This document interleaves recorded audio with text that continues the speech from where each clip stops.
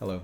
This is going to be the first video in a little mini-series within the wider umbrella of audio concepts, where I talk about pitch or tone and how we as humans have constrained that concept into a usable system that allows us to play chords and melodies and multiple keys. Nature doesn't care about any of those things. It doesn't care about there being 12 notes in the scale. It doesn't care about one pitch or tone or sound being in tune with another. It doesn't even understand the concept of being in tune. But it does have a very definite and fixed set of mathematical concepts.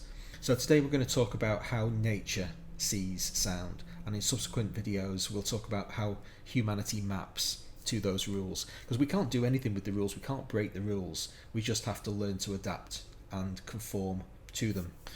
Here we have a tone, and you can see on the tuner it's an A. It's oscillating at 110 Hz. It's a sine wave. It's the simplest sound in nature, and those oscillations register as sound in our ears, and I've done a separate series on sound and the concept of decibels and loudness. Go and check them out.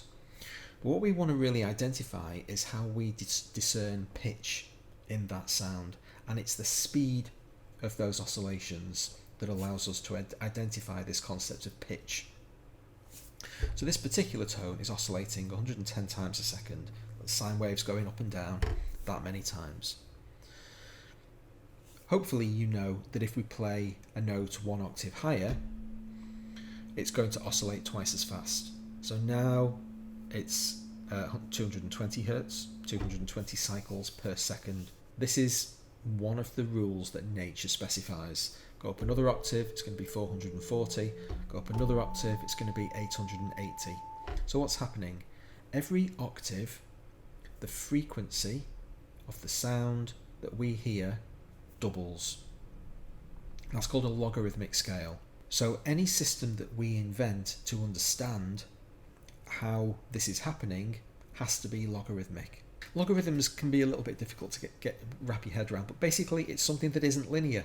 If it was linear, if the scale was linear, it would mean that the difference between one note and another note an octave higher would be the same for all octaves. So the difference between A1 and A2 would be the same as the difference between A5 and A6. Well, that's not the case, because the difference doubles every time we increase an octave, and so we end up with the classic logarithmic curve.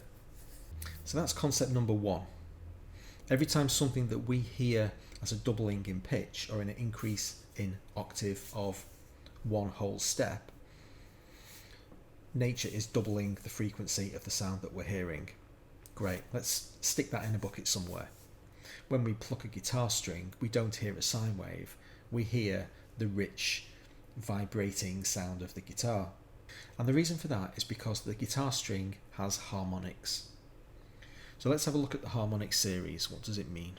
It means that in addition to that string resonate, let's say we've got the string tuned to 110 Hz to keep the example the same. So if we pluck that guitar string and it's cycling at 110 Hz, then in addition to doing that, which is what this would look like, so the entire string is bouncing up and down 110 times a second, it also generates a series of harmonics or overtones, and they're all integer multiples of the lowest note. The lowest note is called the fundamental, and every step up is called an overtone. So everything that you see here is a harmonic. This is the first harmonic, the second harmonic, third, fourth, fifth, sixth. This is the fundamental. This is the first overtone, second overtone, third, fourth, fifth, sixth. And the string is doing all of these things simultaneously. The ratio by which it does them determines the quality of the timbre of the sound. So different guitars, acoustic or electric, Gibson or Fender, will have different quantities of each of these harmonics that are vibrating when you pluck the string, and the ratios change over time as well, and the strength of each of these harmonics and how they act over time defines the fundamental quality of the sound. And you can see this, there are scientific experiments by which if you slow the camera down enough watching a vibrating guitar string, you can actually see that it really does vibrate at all of these frequencies. And guitarists know where these fixed points are. These are called nodes, because if you hold your finger very lightly on a node and pluck, you generate a harmonic, and there's one at the 12th fret and one at the 7th fret and one at the 5th fret. So this point here is directly over the 12th fret on the guitar, and this one is over the 7th fret, and this one is over the 5th fret, and there's another one at about 3 3/4 and another one at about 3 1/4, and they just get smaller and smaller and smaller, and each time you pluck one of these smaller harmonics, the pitch gets higher and higher and higher. So what's going on? Well, each one of these increases in quantity of waves being generated is an integer multiple of the fundamental. So if the fundamental is cycling at 110 Hertz, this fella here is oscillating at 220, 330, 440, 550, 660, 770. Every single object in nature that isn't producing sine waves does this, exactly this, and only this. So here we have Hallion set up to generate the sine wave that we heard earlier, and here we are at 110 Hertz. Now the beauty of Hallion is that you can actually manipulate the harmonics of any given tone. So at the moment we're only producing the first harmonic. If I take that first harmonic away and introduce the second harmonic instead, I'm going to press every single time I press a key from this point onwards, I'm pressing the same A. You can see me pressing A1. But now that I'm generating the second harmonic, we're oscillating at 220 Hertz. Every time I throw one of these harmonics away and play the next harmonic up, we go up by 110 Hertz. We're not doubling. This is vital to understand. We're not going up in octaves here. This note here is not A. In fact, the tuner is telling us that it's an E.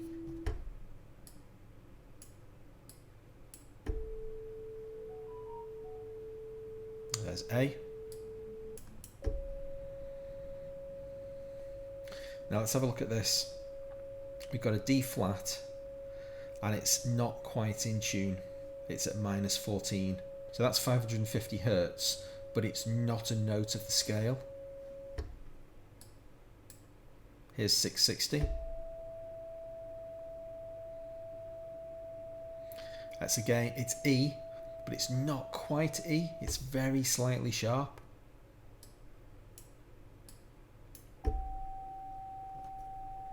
And now we're trying to play a G, but we're really pretty hopelessly failing at it.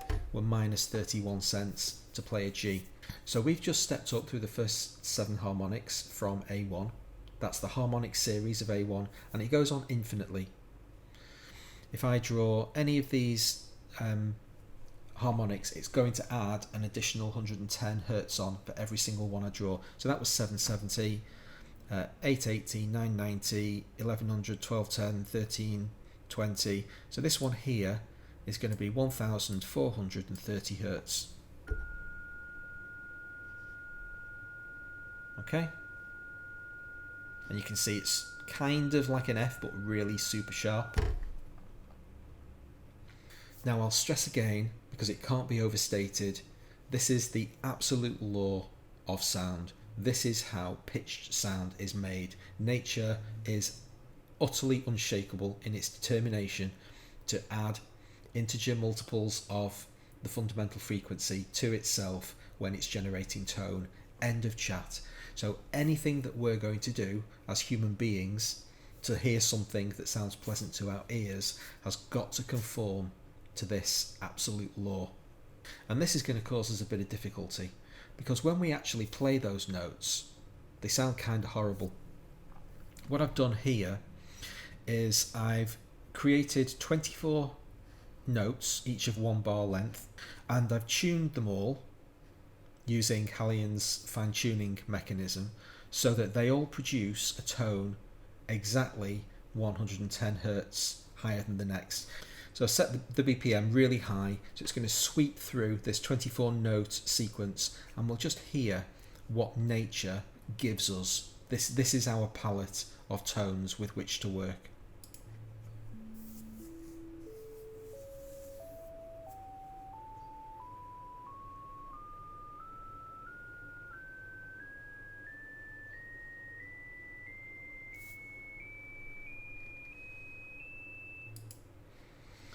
It's not in tune. It doesn't sound particularly nice. Interestingly, it sounds really pretty nice for the first few notes, and then it starts going quite badly wrong. Let's do it again. Nice, nice, nice. There's some absolute stinkers here, and really quite badly out of tune to our ears. But nature doesn't give a damn about our ears. This is just a rule. So having been given this very elegant but completely unusable toolbox to work with, it's very beautiful that we have a harmonic series that increases by integer multiples of the fundamental frequency. Great, well done nature, round of applause. We can't use it because those notes are out of tune with each other and there's no usable scale in there. So how are we going to fix that? Well, let's have a look at what nature actually gives us. This here is a set of notes. I've written all of this down by hand. I've empirically derived all of these values. And so each one of these notes in this column here, you can see that I've just added 110 Hertz on to the previous note each time. I've played that note in Hallian. I've identified what the tuner says that note is and how sharp or flat it is. Let's have a look at some of the numbers in reality. There's the second note, 220 Hertz, and that's exactly an octave higher than the 110. We've both played, they're both A, great, not made much headway so far. Now the third note is really interesting, 330 Hertz. That's very, very close to an E as we understand it. The tuner says, I didn't write it down, but the tuner says it's 2 cents sharp. So that's more or less a perfect E. And in fact, it's called a perfect fifth. The E is the perfect fifth of A. Well, that's got to be significant. There's got to be some reason for that. What's the ratio between that note and the previously played note? It's 3 to 2. In other words, E is 1.5 times the frequency of the previous note, which was an A. And you can see here, the interval is B4 divided by B3. What's that as a written fraction? 3 over 2. Let's have a look at the next note, 440 Hertz. Well, what's that? It's another A. What's the ratio of this note to the previous note? 440 divided by 330 is 1 1/3. B5 divided by B4. That, written as a fraction, is 4 over 3. We can also do intervals, ratios from that note to all of the previous notes, but they all turn out to be octaves. 440 divided by 220 is 2, which is an octave multiple of A. 440 divided by 110 is 4, which is an octave multiple of A. Go to the next note, 550. So we saw that this was a pretty flat D flat, with 14 cents flat of what the D flat should be. So that's kind of not great. We've already started to lose our structural integrity. But we do still have really interesting information that we can glean from this sound. 550 Hertz is 1 1/4 times as big as the previous note. 550 divided by 440 is 1.25. That, written as a fraction, is 5 over 4. So we're starting to generate some interesting statistics here as to the ratios between each of the notes. We've gone 3 to 2, 4 to 3, 5 to 4. Not only is 550 over 440 an interesting ratio because it's 5 over 4, but we can also do the interval between E and D flat. 550 divided by 330 is 5 over 3. Didn't actually write down what the decimal fraction of that is. 1 point all the 6's. 550 over 220 is a number bigger than 2, so we're going to throw that away, because as soon as we go past 2, we've jumped over an entire octave and the numbers become less useful to us. So let's keep everything in between ratios of 1 and 2. 660 over 550 gives us 6/5, which is 1.2. And that's the only usable new ratio that we've got to play with. 660 over 440 is the same as 3 over 2, we've seen that. 660 over 330 is 2, we've seen that. And then we go bigger than 2 and we don't care.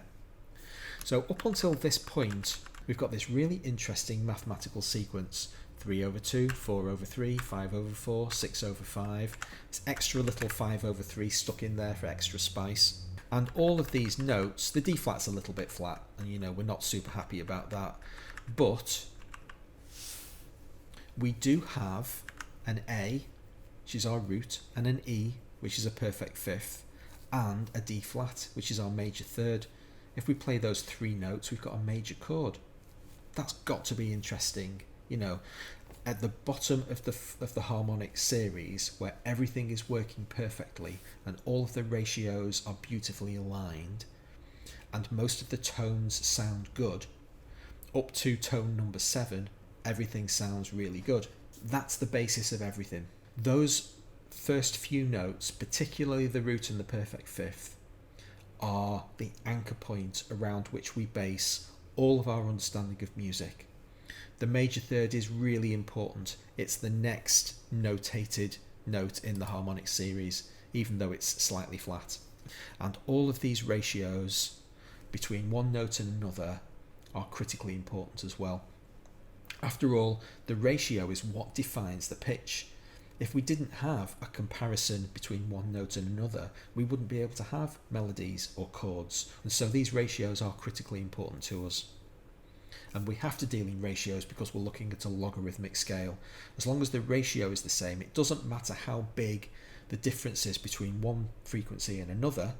The difference between 110 and 220 is a different number than the difference between 220 and 440, but they're the same ratio, they're 2 to 1, so we work in ratios. And so we now have this blueprint of rules upon which we're going to base all of our music. And in the next video, we'll talk about how we do that. Hope you found that interesting. If you did, please subscribe, hit notifications, and then you'll find out when part 2 of this series comes out. Hope to see you then.